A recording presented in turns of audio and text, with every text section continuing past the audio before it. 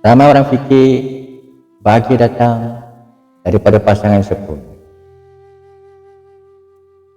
Ramai orang fikir bahagia datang daripada hidup yang mudah.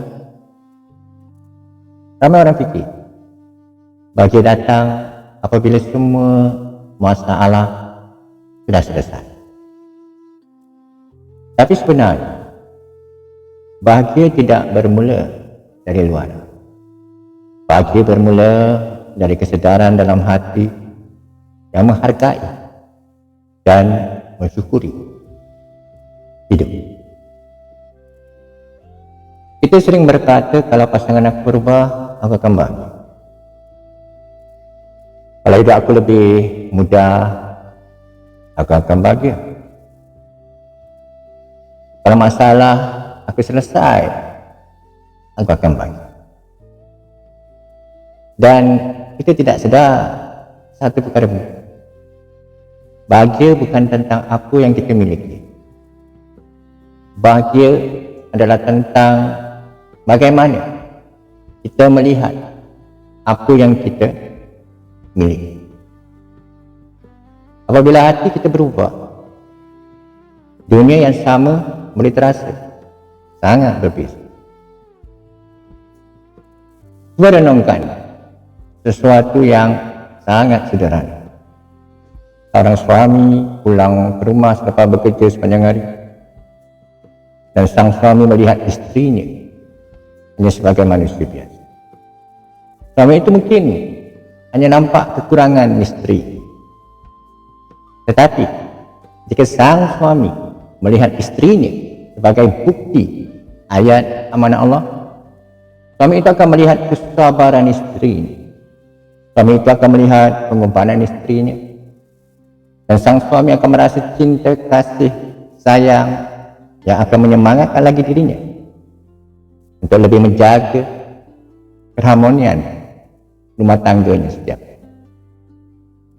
Dan bagi seorang isteri pula, jika isteri itu melihat suaminya bukan sekadar manusia biasa, bukan sekadar manusia yang bikin silap, tetapi sebagai ayat amanah daripada Allah, hati isteri itu akan menjadi lebih lembut, lebih tenang, lebih mudah memaafkan suami. Bahagia yang sebenar bukan bahagia yang riuh rendah, yang dingin, yang bising. Bahagia yang sebenar adalah bahagia yang senyap, sunyi, tapi tenang. Bahagia itu hadir apabila kita mula menghargai perkara kecil. Kita mula bersyukur tanpa sebab besar. Kita mula memahami sebelum marah. Kita mula memaafkan sebelum menyalahkan. Dan tanpa kita sedari, rumah yang biasa-biasa saja boleh menjadi tempat yang amat menenangkan jiwa dan hati kita. Cuba tanya diri kita sendiri malam ni, adakah selama ini aku terlalu melihat kekurangan hidup?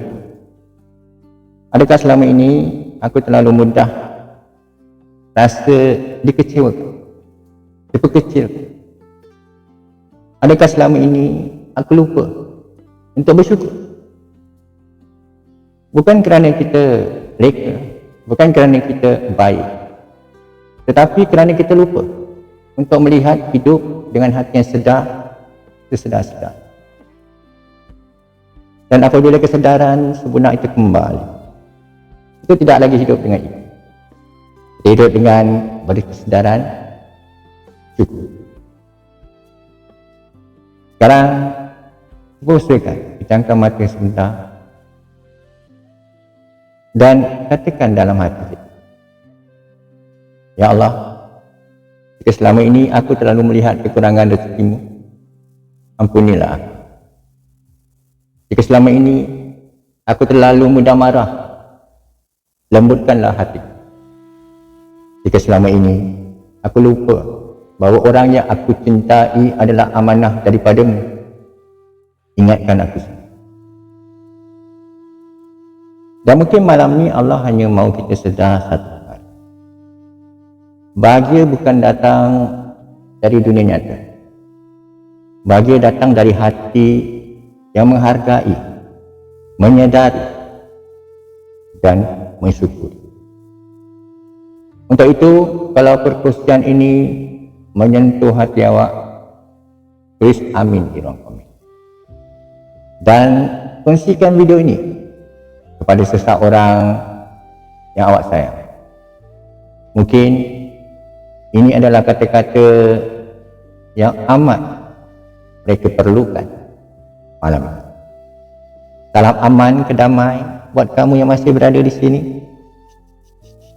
Terima kasih. Saya amat menghargai kamu.